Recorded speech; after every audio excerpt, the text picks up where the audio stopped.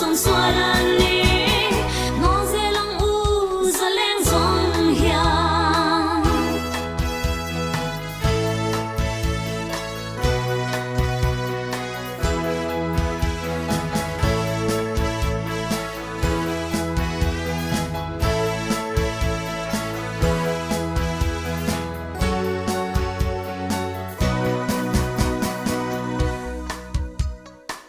lai ta shui cha ta zong kai zelin